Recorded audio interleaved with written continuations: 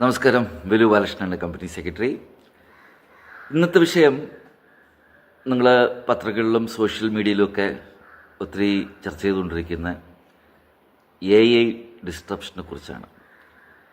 Artificial intelligence ഇന്ത്യയിലെ software കമ്പനികളെ ബാധിക്കുന്നുവെന്നും അത് സ്റ്റോക്ക് മാർക്കറ്റിൽ ഇന്ത്യൻ കമ്പനികളുടെ ഓഹരികൾ, അതായത് നമ്മുടെ ഇന്ത്യൻ IT കമ്പനികളുടെ ഓഹരികൾ ഒത്തിരി കറക്ഷൻ മോഡിലോട്ട് പോകുന്നു.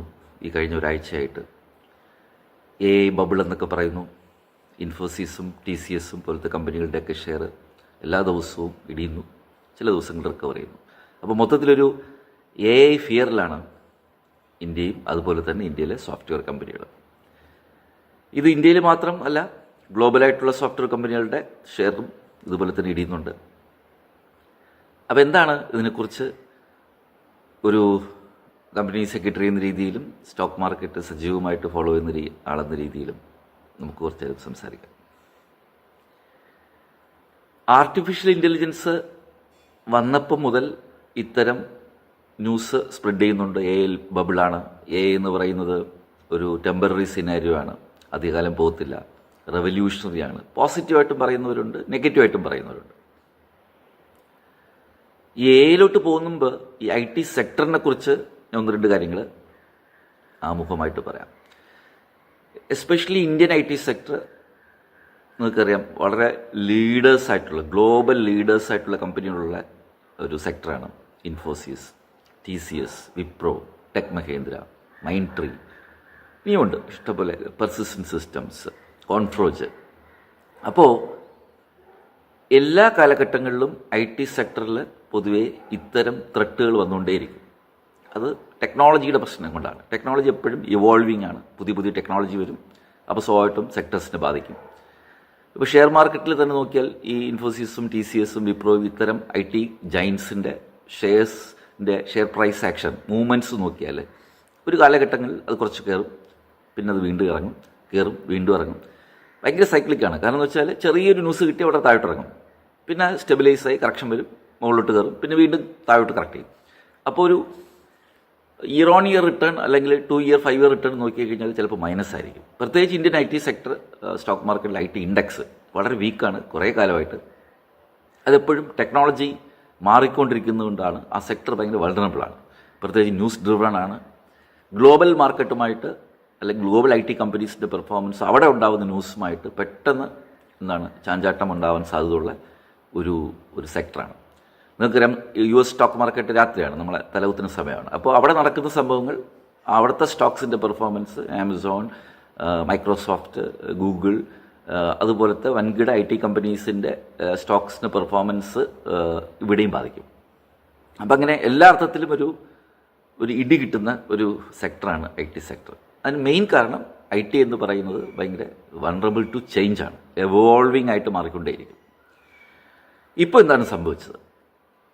ഇപ്പോൾ എനിക്ക് തോന്നുന്നു IT സെക്ടറിൽ അല്ലാത്തവർ പോലും ഇതിനെക്കുറിച്ച് സംസാരിച്ചു തുടങ്ങി. എൻ്റെ ഫ്രണ്ട്സിൻ്റെ ഗ്രൂപ്പുകളിൽ, ഞാൻ പല സ്ഥലങ്ങളിൽ പഠിപ്പിക്കാൻ പോകുമ്പോൾ, ട്രെയിനിങ്ങൊക്കെ പോകുമ്പോൾ അവിടെ പോലും ഈ AI കുറിച്ച് പറയാറുണ്ട്. ഈ പ്രാവശ്യത്തെ പ്രശ്നം കുറച്ചുകൂടി തീവ്രത കൂടിയതാണ്. ആർട്ടിഫിഷ്യൽ ഇൻ്റലിജൻസ് നമ്മളെ ഇന്ത്യൻ കമ്പനികളും ഇത് യൂസ് ചെയ്യുന്നുണ്ട്, ജനറേറ്റ് യൂസ് ചെയ്യുന്നുണ്ട്. ഒത്തിരി പ്രോജക്ട്സിൽ AI യൂസ് ചെയ്യുന്നുണ്ട്. ഓൾറെഡി തന്നെ നിങ്ങൾ കേട്ടാണ്, ഒത്തിരി പേരെ ജോലിയിൽ നിന്ന് പിരിച്ചുവിടുന്നു. ആമസോൺ പോലത്തെ, ഗൂഗിൾ പോലത്തെ കമ്പനികളെല്ലാം AI കൊണ്ടുവന്നതോടുകൂടി ഹ്യൂമൻ ഇൻ്റർവെൻഷൻസ് കുറയുന്നു. ഇതൊക്കെ നടന്നുകൊണ്ടിരിക്കുക ഒരു സൈഡിൽ.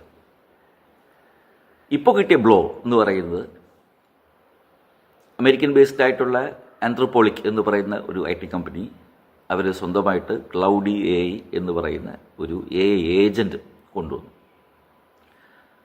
അവരവകാശപ്പെടുന്നതും അല്ലെങ്കിൽ മീഡിയ റിപ്പോർട്ട്സിലുള്ള ഇൻപുട്ട് പ്രകാരം ഇത്തരം AI ഏജൻസിന് ഹ്യൂമൻ ഇൻ്റർവെൻഷൻസ് ഭയങ്കരമായിട്ട് കുറയ്ക്കുകയും കോഡിങ്ങിൻ്റെ ആവശ്യമില്ല, പ്രോഗ്രാമിങ്ങിൻ്റെ ആവശ്യമില്ലാതെ തന്നെ AI ഏജൻറ്റ് പ്രോസസ്സിംഗ് വർക്ക് ചെയ്യും. അത് ലീഗൽ പ്രോസസ്സിംഗ് ആവാം, ബിൽ പ്രോസസ്സിംഗ് ആവാം, ട്രാൻസാക്ഷൻ പ്രോസസ്സിംഗ് ആവാം, ബിസിനസ് പ്രോസസ്സിംഗ് ആവാം. അത്തരം എല്ലാ ടൈപ്പ് ഓഫ് ട്രാൻസാക്ഷൻസും മനുഷ്യനില്ലാതെ, അല്ലെങ്കിൽ മനുഷ്യൻ്റെ ബ്രെയിൻ ഇല്ലാതെ ആ agent, automatic agent, artificial agent തന്നെ ചെയ്തു തരും, കോഡിങ് ചെയ്തു തരും. അപ്പോൾ തിരിക്കും പിന്നെ ആളുടെ ആവശ്യമല്ലോ. അസ്യൂം ദാറ്റ് നമ്മളൊരു ടിപ്പിക്കൽ IT കമ്പനി 10 പേരെ വെച്ച് ഒരു പ്രോഗ്രാം എഴുതി, കോഡ് എഴുതി ഒരു സോഫ്റ്റ്വെയർ ഉണ്ടാക്കുന്നു. അത് ക്ലയൻസിന് വിൽക്കുന്നു, അതിൽ നിന്ന് പൈസ കിട്ടുന്നു. ഇതാണല്ലോ ബിസിനസ്, IT സെക്ടർ ബിസിനസ്.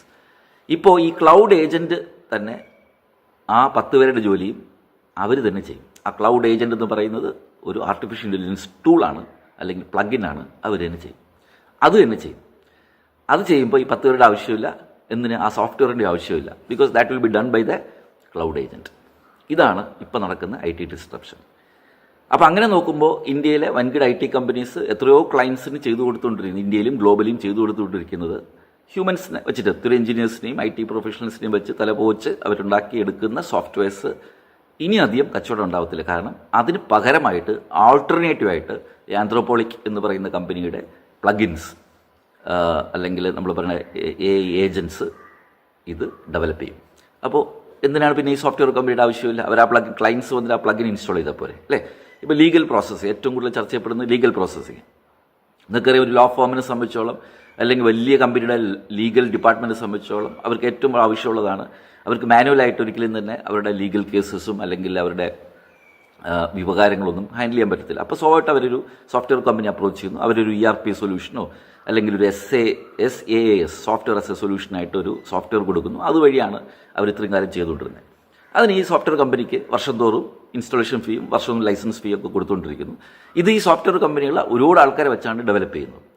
ഇപ്പോൾ അതിന് പകരം അവർക്ക് ഈ ക്ലൗഡ് AI പോലത്തെ ടൂൾസ് മേടിച്ചെന്നുണ്ടെങ്കിൽ ഈ സോഫ്റ്റ്വെയർ കമ്പനിയുടെ സേവനം ആവശ്യമില്ല. നേരെ മറിച്ച് ആന്ത്രോപോളിക് എന്ന് പറയുന്ന കമ്പനിയുടെ ഈ ടൂൾ യൂസ് ചെയ്ത് തന്നെ ആ ടൂൾ ഇൻസ്റ്റാൾ ചെയ്താൽ അത് ആ ടൂൾ തന്നെ അല്ലെങ്കിൽ ആ ഏജൻറ്റ് തന്നെ നിങ്ങളുടെ ഈ ലീഗൽ പ്രോസസ്സ് അവർ തന്നെ ചെയ്തു തരും. ആ സോഫ്റ്റ്വെയറിന് പകരം നേരത്തെ നമ്മൾ ആൾക്കാരെ വെച്ച് വലിയ IT കമ്പനിക്ക് പൈസ കൊടുത്ത് സോഫ്റ്റ്വെയർ ഇൻസ്റ്റാൾ ചെയ്ത് ചെയ്യുന്നതിന് പകരം ഈ AI ടൂൾ മാത്രം ഇൻസ്റ്റാൾ ചെയ്താൽ മതി. ഈ AI tool will do the work of legal processing. ഇങ്ങനെ എല്ലാ സമസ്ത മേഖലകളിലും, ബില്ലിങ്ങിലും ലീഗലിലും പ്രോസസ്സിങ്ങിലും എല്ലാ മേഖലകളിലും ഈ AI ടൂളുകൾ ചെയ്തു തരും. അപ്പോൾ you just want to purchase this AI tool, install in your system. This AI tool will do the job. പണ്ട് IT കമ്പനിക്ക് കൊടുത്ത് ചെയ്തുകൊണ്ടിരുന്ന ആ സംഭവം ഇപ്പോൾ AI ടൂൾ ചെയ്യും, AI ഏജൻറ്റ് ചെയ്യും. So this will greatly impact the business opportunities of traditional IT companies like the so called companies which I named in India. അപ്പോൾ അവരുടെ ബിസിനസ് പ്രോസ്പെക്ട്സിനെ കുറിച്ചും വളർച്ചയെക്കുറിച്ചും വരുമാനത്തിനെക്കുറിച്ചും ലാഭത്തിനെക്കുറിച്ചുമൊക്കെ അപ്രിഹെൻഷൻസ് മാർക്കറ്റിലുണ്ടായി. അതുകൊണ്ടാണ് അവരുടെ ഷെയർ ഇങ്ങനെ വിറ്റ് തള്ളാൻ കാര്യം. ഇത് ഇവിടെ മാത്രമല്ല, വേൾഡിൽ മൊത്തം. അപ്പോൾ ഒരു കമ്പനി ഒരു AI ടൂൾ, AI ഏജൻറ്റ് ഇറക്കിയപ്പോൾ തന്നെ ഇത്രയും ഡിസ്ട്രപ്ഷൻ ഉണ്ടായി എന്നുള്ളതാണ് സത്യം. അപ്പോൾ എവിടെയാണത് ബാധിക്കുന്നത്? IT കമ്പനീസിൻ്റെ SaaS പ്രോഡക്ട്സിനാണ്. എന്താണ് SaaS? SaaS പ്രോഡക്റ്റ്, അതായത് സോഫ്റ്റ്വെയർ ആസ് എ സർവീസ്. അവരൊരു സോഫ്റ്റ്വെയർ ചെയ്ത് അത് കൊടുക്കുന്നു, ഒരു ക്ലയൻറ്റ് കൊടുക്കുന്നു, അതിനനുസരിച്ച് ആ ക്ലയൻറ്റ് അത് വർക്ക് ചെയ്യുന്നു. അതിൻ്റെ അപ്ഗ്രേഡേഷൻ വരുന്നു, ലൈസൻസിങ് വരുന്നു, വെർഷൻസ് മാറുന്നു, അതിനനുസരിച്ച് പൈസ കയറിക്കൊണ്ടേയിരിക്കും. അപ്പോൾ അത് അവർ 10,000 പേര് 2,000 പേര് വലിയ വലിയ ക്യാമ്പസസിൽ വെച്ചാണ് ഇത് കോഡ് ചെയ്ത് ഡെവലപ്പ് ചെയ്യുന്നത്. അപ്പോൾ ചുരുക്കം പറഞ്ഞാൽ കോഡിങ്ങിൻ്റെ ആവശ്യമില്ല, പ്രോഗ്രാമേഴ്സിൻ്റെ ആവശ്യമില്ല.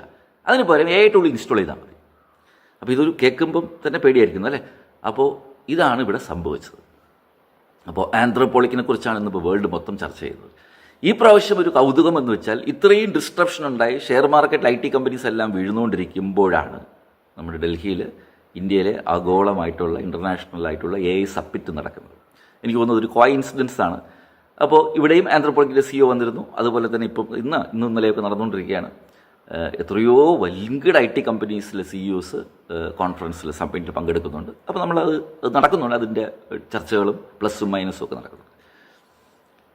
അപ്പോൾ ഒരു കോർപ്പറേറ്റ് പ്രൊഫഷണൽ രീതിയിൽ കോർപ്പറേറ്റ് വാച്ച് ചെയ്യും, പ്രത്യേകിച്ച് ക്യാപിറ്റൽ മാർക്കറ്റും ഷെയർ മാർക്കറ്റും IT കമ്പനീസിനെയൊക്കെ ഫോളോ ചെയ്യുന്ന ഒരാളെന്ന രീതിയിൽ എനിക്ക് പറയാനുള്ളത് ഇതാണ് the takeaway. Point number 1, IT sector ഇങ്ങനെയാണ്. IT സെക്ടർ ഇസ് വൾണറബിൾ, അപ്ബീറ്റൺ സ്റ്റോക്സ് ആണ്, അപ്ബീറ്റൺ സെക്ടറാണ് കുറേ കാലമായിട്ട്. അപ്പോൾ അത് it's a part of the സെക്ടറാണ്. ഓരോ സെക്ടറിനൊരു സൈക്കിളുണ്ട്, അത് അങ്ങനെ തന്നെ ഇരിക്കും. കൂടും, പിന്നെ എന്തെങ്കിലും പ്രശ്നം വരുമ്പോൾ വീണ്ടും കുറയും, പിന്നെയും കൂടും, ഇങ്ങനെ പോകും. അപ്പോൾ അതുകൊണ്ട് ഒരു പക്ഷേ സ്റ്റോക്ക് മാർക്കറ്റിലൊക്കെ ഉള്ളവർക്ക് ഇത് ഒരു അത്ഭുതമല്ല IT സെക്ടർ കറക്റ്റ് ആവുന്നുള്ളത്. IT സെക്ടർ കറക്റ്റഡ് ആണ് എത്രയോ കാലം കൊണ്ട്. കാരണം എപ്പോഴും ടെക്നോളജി എപ്പോഴും അങ്ങനെയാണ്, അല്ലെങ്കിൽ നമ്മൾ അതിന് മുമ്പോട്ട് വിടണം.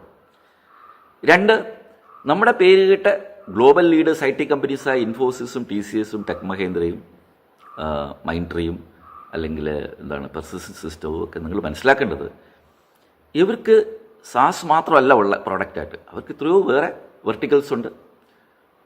ബിസിനസ് പ്രോസസ് ഔട്ട്സോഴ്സിങ്ങിന് പുറമേ തന്നെ അവർക്ക് ഒത്തിരി ഡെവലപ്മെൻറ്റ് പ്രോജക്ട്സ് ഉണ്ട്. അവരുടെ ടേൺ ഓവർ നിങ്ങൾ നോക്കിയറിയാം, അവരുടെ ഫിനാൻഷ്യൽ സ്റ്റേറ്റ്മെൻറ്റ്സ് നോക്കി അറിയാം. അപ്പോൾ സാസിൽ അല്പം ബിസിനസ് കുറഞ്ഞു ഈ ഒരു ഇപ്പോഴത്തെ പ്രശ്നം കൊണ്ടെന്നുള്ളതുകൊണ്ട് കമ്പനി വലുതായിട്ടൊന്നും ബാധിക്കുമെന്ന് തോന്നുന്നില്ല. ഷെയർ ക്യാപിറ്റൽ, അതായത് ഷെയർ മാർക്കറ്റിൽ അവരെ ഷെയർ ഡെയിലി 2%, 3%, 4% കറക്റ്റ് ആവുന്നുണ്ട്. എനിക്കൊന്ന് റീസെൻ്റായിട്ട് എല്ലാം കൂടെ കൂട്ടിയാത്തൊരു അറൗണ്ട് 10% കറക്റ്റായിട്ടുണ്ട് എന്ന് പറഞ്ഞുകൊണ്ട് ആ കമ്പനിയെ ബാധിക്കും എന്ന് നമുക്ക് എഴുതി തള്ളാൻ പറ്റത്തില്ല. അത് തെറ്റായ അതൊരു മൈക്രോ ആസ്പെക്റ്റിൽ നോക്കുന്നുകൊണ്ടാണ്. അപ്പോൾ ഞാൻ പറയുന്നത് ഇത്തരം IT കമ്പനീസിനെ ബ്രോഡറായിട്ട് നിങ്ങൾ വ്യൂ ചെയ്യണം. അവരുടെ മറ്റുള്ള സർവീസസും മറ്റുള്ള കാര്യങ്ങൾ വ്യൂ ചെയ്ത് ഈ ഡിപ്പ്, അതായത് ഇപ്പോൾ നടന്നുകൊണ്ടിരിക്കുന്ന കറക്ഷനെ ഒരു ബൈയിങ് ഓപ്പർച്യൂണിറ്റി ആയിട്ട് യൂസ് ചെയ്യണം. ലോങ് ടേം ഇൻവെസ്റ്റ്മെൻറ്റ് വേണ്ടി വേണമെങ്കിൽ കുറച്ചുകൂടി 1-2 ദിവസം കൂടെ വെയിറ്റ് ചെയ്യാം. ഇപ്പോൾ ചെറുതായിട്ട് റിക്കവറായി തുടങ്ങി, ഞാൻ റിക്കവറായി, ഇന്നലെയും ചെറുതായിട്ട് റിക്കവറായി, ഇൻഫോസിസ് റിക്കവറായി തുടങ്ങി. അപ്പോൾ അതിനെ ഒരു ബൈയിങ് ഓപ്പർച്യൂണിറ്റി, ഞാൻ പറഞ്ഞില്ലേ, ഡിപ്പ് വരുമ്പോൾ 1600 കിടന്ന് ഇൻഫോസിസ് 1400 വരികയെന്ന് വെച്ച് കഴിഞ്ഞാൽ 200 രൂപ കുറഞ്ഞില്ലേ പെർ പീസ്. അപ്പോൾ എന്ത് ചെയ്യണം, കുറച്ചുകൂടി കുറയും, അല്ലെങ്കിൽ 1350 വരുമ്പോൾ നിൽക്കുവാണെങ്കിൽ ബൈയിങ് ഓപ്പർച്യൂണിറ്റി. ഇതൊരു ബൈയിങ് റെക്കമെൻഡേഷൻ അല്ല, ഞാൻ ഒരു അക്കാഡമിക് ആംഗിളിൽ പറഞ്ഞത്. അപ്പം ഇത്തരം ഡിസ്ട്രപ്ഷൻസിനെ വൻകിട IT കമ്പനീസിലെ ഒരു എൻട്രി പോയിന്റ് ആയിട്ട് കാണുകയും ലോങ് ടേമിൽ ഇൻവെസ്റ്റ് ചെയ്യണമെന്നുള്ളതാണ് ഞാൻ ഒത്തിരി വിദഗ്ധർ പറയുന്നത് കേട്ടിട്ട് ഞാൻ മനസ്സിലാക്കുന്നത്. മൂന്നാമത്തെ കാര്യം, IT കമ്പനീസിനെ സംബന്ധിച്ചോളം അവരെയാണല്ലോ നമ്മൾ ഫോക്കസ് ചെയ്യുന്നത്. അവരിപ്പോൾ ചെയ്തത് കറക്റ്റാണ്. കാരണം അവരിതിനൊരു ഓപ്പർച്യൂണിറ്റി ആയിട്ട് കണ്ടു. അതാണ് എൻ്റെ ഇന്നത്തെ take away. They started looking this S an opportunity. കാരണം ഇത്തരം ഡിസ്ട്രപ്ഷൻസ് വരുമ്പോൾ അതിനെ എങ്ങനെ ബിസിനസ് കൂട്ടാൻ യൂസ് ചെയ്യാം എന്നുള്ളതുമാണ് എനിക്ക് തോന്നുന്നു. വളരെ ടോപ്പ്, അവരെയൊക്കെ അറിയാം, ഇൻഫോസിസ് ആയാലും TCS ആയാലും അല്ലെങ്കിൽ വിപ്രോ, അവരൊക്കെ ടോപ്പ് മാനേജ്മെന്റ് എന്ന് വെച്ചാൽ വളരെ സെലിബ്രേറ്റഡ് ആൾക്കാരും വളരെ ലൂമറീസാണ് എൻ്റെ അകത്തിരിക്കുന്നത് അല്ലേ, ബോർഡ് റൂംസിൽ. അപ്പോൾ അവരതിനെ ഓപ്പർച്യൂണിറ്റി കാണും. അതിന് നല്ലൊരു ഉദാഹരണമാണ് ഇപ്പോൾ ഇൻഫോസിസ് ഓൾറെഡി തന്നെ I think 2 days before they announced a deal or type or partnership with Anthropic. അവരുടെ AI ടൂൾസ് ഇവർ യൂസ് ചെയ്യുന്ന രീതിയിൽ അതിൻ്റെ ഡീറ്റെയിൽസ് ഒക്കെ നിങ്ങൾക്ക് സോഷ്യൽ മീഡിയ കിട്ടും, അല്ലെങ്കിൽ ഇൻഫോസിൻ്റെ പുതിയ വെബ്സൈറ്റിൽ കിട്ടും. അവരതിനൊരു ഓപ്പർച്യൂണിറ്റി കാണുകയും ടൈപ്പ് ചെയ്യും. അത്തരം AI ഏജൻസിൻ്റെ ഉപയോഗം കൂടെ ചേർത്തുകൊണ്ട് എങ്ങനെ ഇൻഫോസിസ് മോഡലിൽ ക്ലബ് ചെയ്യാം, അതായത് how Infosys already existing models, business models can be integrated or adapted to the new change agent model. So അതിനുവേണ്ടി ഓൾറെഡി തന്നെ they had signed a deal with Anthropolic to use the applications or plugins so that how best it fit with the Infosys ecosystem. അത് പറഞ്ഞു കഴിഞ്ഞപ്പോൾ തന്നെ ഇൻഫോസിൻ്റെ share മെനഞ്ഞാന്നേ കൂടി തുടങ്ങി, 2% കൂടി, ഇന്നും കൂടുതലാണ്. അപ്പോൾ ഇത്രയേ ഉള്ളൂ പ്രശ്നം. അപ്പോൾ അതിപ്പോൾ TCS ഒന്നും ഇപ്പോൾ AI സബ്മിറ്റിലൊക്കെ അതിനെക്കുറിച്ചൊക്കെ പരാമർശിക്കുന്നുണ്ട്. ഇനി എല്ലാ കമ്പനികളും വരും. കാരണം ടെക്നോളജി എന്ന് പറഞ്ഞാൽ എവോൾവിംഗ് ആണ്. ഇപ്പോൾ ഈ പ്രശ്നം കൊണ്ട് തീരുമോ, കുറച്ച് കഴിയുമ്പോൾ വേറെ പ്രശ്നമുണ്ട്. പണ്ട് ക്ലൗഡ് കമ്പ്യൂട്ടിംഗ് അല്ലേ, മെയിൻ ഫ്രെയിം എന്തൊക്കെ നമ്മൾ കണ്ടതാ, Y2K എന്തൊക്കെ പ്രോബ്ലം കണ്ട, അത് വെച്ച് നോക്കുന്നത് ഒന്നുമല്ല. അപ്പോൾ അതുകൊണ്ട് ഈ റൂമർ കേട്ട് ഓവർ ഇമോഷണലായി ഇത്തരം നല്ല കമ്പനികളുടെ ഷെയർ വിറ്റ് കളഞ്ഞ് നിങ്ങൾ നല്ല പോർട്ട്ഫോളിയോസ് കളയരുത്. അതിന് പകരം വെയിറ്റ്, ഇത് നല്ലൊരു ഓപ്പർച്യൂണിറ്റിയാണ്. ഒരു പ്രശ്നം നടക്കുന്നുണ്ട്, ആ പ്രശ്നം സോൾവ് ചെയ്യും. ഗവൺമെൻറ് മെഷീനറീസ് ഉണ്ട്. പിന്നെ ഇത്തരം കമ്പനീസ് എല്ലാം ജയൻറ്റ് കമ്പനീസാണ്, മറക്കരുത്. ഇവരുടെയൊക്കെ ആനുവൽ റിപ്പോർട്ട്സ് നിങ്ങൾ വായിച്ചുകൊണ്ട് ഇറ്റ്സ് ജയൻറ്റ് കമ്പനീസ്. അതിനൊരു ചെറിയൊരു ഈ നമ്മളെ സാധാരണ പറയുന്ന പോലെ ഒരു പ്രശ്നം ഉണ്ടായാൽ എല്ലാം വിട്ടുകളെ ഒന്നല്ല. എൻ്റെ അപ്പുറത്ത് ഡിപ്സ് യൂസ് ചെയ്യുക, നല്ല കറക്ഷൻസ് യൂസ് ചെയ്ത് അതിനെ പോർട്ട്ഫോളിയോ സ്ട്രെങ്തൻ ചെയ്യുക, ആവറേജ് ചെയ്യുക, അല്ലെങ്കിൽ എൻട്രി പോയിൻ്റായിട്ട് എടുക്കുക. തീർച്ചയായിട്ടും ലോങ് ടേമിൽ ഇത്തരം കമ്പനികൾ ഏത് വെല്ലുവിളികളെയും ഏറ്റെടുക്കാൻ പറ്റുന്ന കമ്പനികളാണ് ഇത്തരം വൻകിട കമ്പനികൾ. നിങ്ങൾക്കറിയാം, ബിഗ് ബോയ്സ് ഒക്കെയാണ് അവരൊക്കെ IT കമ്പനീസിലെ. ഇന്ത്യയിൽ ഗ്ലോബൽ കാര്യങ്ങൾക്കും കോർപ്പറേറ്റ് ഗവേണൻസിലും എല്ലാം ബെസ്റ്റ് പ്രാക്ടീസസ് ഫോളോ ചെയ്യുന്ന കമ്പനീസാണ്, നിങ്ങൾക്കറിയാം. അപ്പോൾ അതുകൊണ്ട് അതാണ് എൻ്റെ അഡ്വൈസ്. അപ്പോൾ IT കമ്പനീസിനുള്ള എൻ്റെ എളിയ സബ്മിഷൻ എന്ന് വെച്ചാൽ ഓൾറെഡി അവർ ചെയ്യുന്നുണ്ട്. ഇതെല്ലാം ഓപ്പർച്യൂണിറ്റീസാണ്. IT സെക്ടർ എന്ന് പറയുന്നത് തന്നെ it's a mix of threads ഒരു സൈഡിൽ, എന്നാൽ അതിനെ എങ്ങനെ നിങ്ങൾ ഓപ്പർച്യൂണിറ്റി ആയിട്ട് കൺവെർട്ട് ചെയ്ത് നോക്കിയിട്ടാണ്. ഈ വന്ന കാലം നിങ്ങൾക്ക് അറിയാമല്ലോ അല്ലേ. അതുകൊണ്ട് തന്നെ ഇത്തരം പ്രശ്നങ്ങൾ, ആന്ത്രോപോളിക് പോലത്തെ പ്രശ്നങ്ങൾ, ഏജൻസ് പ്രശ്നങ്ങൾ, ഇത്തരം പ്രശ്നങ്ങൾ, പുതിയ പ്ലഗിൻസ് വരും, ഇതെല്ലാം ഇവോൾവിംഗ് ആണ്, ഇനി വന്നുകൊണ്ടേയിരിക്കും.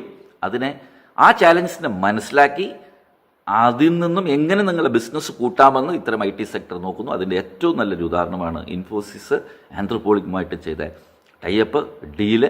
അതിനനുസരിച്ച് അവർ ആ ടെക്നോളജി നമ്മളും യൂസ് ചെയ്തുകൊണ്ട് ഇന്ത്യൻ കമ്പനീസ് യൂസ് ചെയ്യുന്നു. അപ്പോൾ ഇനിയും ഇത്തരം ത്രെറ്റുകൾ വരും. IT സെക്ടർ മനസ്സിലാക്കുന്നവർക്കറിയാം ഇതൊരു പുതുമയല്ല, ഇത്തരം വെല്ലുവിളികളിൽ വന്നുകൊണ്ടേയിരിക്കും. അതിനുവേണ്ടി ഓവർ ഇമോഷണൽ ആവരുത്. പൊതുവേ ഇപ്പോൾ ക്യാപിറ്റൽ മാർക്കറ്റിൽ എനിക്ക് തോന്നുന്നു കാണുന്ന ഒരു ട്രെൻഡ് എന്ന് വെച്ചാൽ എല്ലാത്തിനും ഒരു ഓവർ ഇമോഷനാണ്. അതാണ് ഇപ്പോൾ IT കമ്പനിക്ക് പറ്റിയത്. ചുമ്മാ വിറ്റിട്ടിരിക്കുക. അവിടെ ADR, അമേരിക്കയിൽ ഇവരുടെ ADR കുറഞ്ഞു, രാവിലെ ഇവിടെ കുറയും. അത്തരം ഇമോഷൻസ്, നമ്മളൊരു മെച്യൂർഡ് മാർക്കറ്റാണ്. എന്തിനാണ് ഇത്ര ഇമോഷണൽ ആവുമെന്ന് എനിക്കറിയത്തില്ല. ഇപ്പോൾ ഇൻഡോ US ഡീൽ വന്നില്ല എന്ന് പറഞ്ഞ് എല്ലാ ദിവസവും അറിയാലോ നമ്മൾ കരഞ്ഞുകൊണ്ടിരിക്കുകയായിരുന്നു. കരഞ്ഞ് അങ്ങ് 26,300 കിടന്ന ഇൻഡെക്സ് അങ്ങ് 25,200 വരെയൊക്കെ എത്തി അല്ലേ. എന്നിട്ട് എന്ത് സംഭവിച്ചു? ഇൻഡോ US ഡീൽ വന്നിട്ട് കൂടിയോ? ഇല്ല, വന്നിട്ടൊരു 600 പോയിന്റ് കറക്റ്റ് ചെയ്തു, പിന്നെ അവിടെ തന്നെ കറങ്ങിക്കിടക്കുക. അപ്പം അതിൻ്റെ അർത്ഥം ഇത് മൊത്തത്തിലൊരു ഓവർ റിയാക്ഷനാണ്. പോസിറ്റീവ് ന്യൂസിന് അധികം റിയാക്ട് ചെയ്തിരിക്കുകയും എന്നാൽ നെഗറ്റീവ് ന്യൂസിന് ഒരുപാട് റിയാക്ട് ചെയ്യുന്ന ഒരു ട്രെൻഡിലാണ് എനിക്ക് തോന്നുന്നത്. The mood off Indian capital market അങ്ങനെയാണ് ഇപ്പോൾ. ഐ റിപ്പീറ്റ് അഗെയിൻ, പോസിറ്റീവ് ന്യൂസിന് വലിയ റിയാക്ട് ചെയ്യത്തില്ല, പക്ഷേ നെഗറ്റീവ് ന്യൂസിന് ഭയങ്കരമായിട്ട് റിയാക്ട് ചെയ്യും. അതാണ് ഇപ്പോൾ സംഭവിച്ച IT ഡിസ്ട്രപ്ഷൻ. യെസ്, എന്തു തന്നെ പറഞ്ഞാലും ഇത്തരം പുതിയ ടൂൾസും ഇത്തരം പുതിയ ടെക്നോളജീസും ഇത്തരം പുതിയ AI ഇന്നോവേഷൻസും ജോബ് മാർക്കറ്റിൽ സ്വാഭാവികമായിട്ടും ഇമ്പാക്റ്റ് ഉണ്ടാക്കും. നമ്പർ ഓഫ് ഹെഡ് കൗണ്ട്സ് കുറയും, ടേബിൾസ് കുറയും, ഇല്ലയെന്ന് ഞാൻ പറയുന്നില്ല. പക്ഷേ കമ്പനികളെ സംബന്ധിച്ചോളം ഇതെങ്ങനെ ഒരു ഓപ്പർച്യൂണിറ്റി ആയിട്ട് കാണാമെന്നും അതിന് എത്രത്തോളം നമ്മൾ ഇൻ്റഗ്രേറ്റ് ചെയ്യാമെന്നും അങ്ങനെ ഒരു ഫ്യൂച്ചറിസ്റ്റിക്കാൽ പോയാൽ മാത്രമേ ഈ സെക്ടർ നമുക്ക് പിടിച്ചിക്കാൻ പറ്റൂ. ആൻഡ് മൈൻഡ് യു, ഇന്ത്യയിൽ ഉള്ള IT കമ്പനീസ് ഗ്ലോബൽ ലീഡേഴ്സാണ്. നമ്മുടെ ടാലൻറ്റ് പൂൾ എന്നുള്ളത് അൺകമ്പയറബിൾ ആണ്. അത്രത്തോളം നമുക്കൊരു നല്ലൊരു ടാലൻറ്റ് പൂളുണ്ട്. We have best of IITs, best of IIMs, best of other software based courses we have. So നമുക്കത് പറ്റും. അപ്പോൾ ഈ AI യൂസ്ഡായി പോകാൻ ഇനി പറ്റത്തുള്ളൂ. ഇതിന് ഡിസ്ട്രപ്ഷനായിട്ട് കാണുന്നതിന് പകരം ഇതിനൊരു ഓപ്പർച്യൂണിറ്റി ആയിട്ട് കാണാം. മറ്റൊരു സബ്ജക്റ്റുമായിട്ട് മറ്റൊരു വിഷയവുമായിട്ട് വിൽ സാർ വീണ്ടും വരും. Thank you.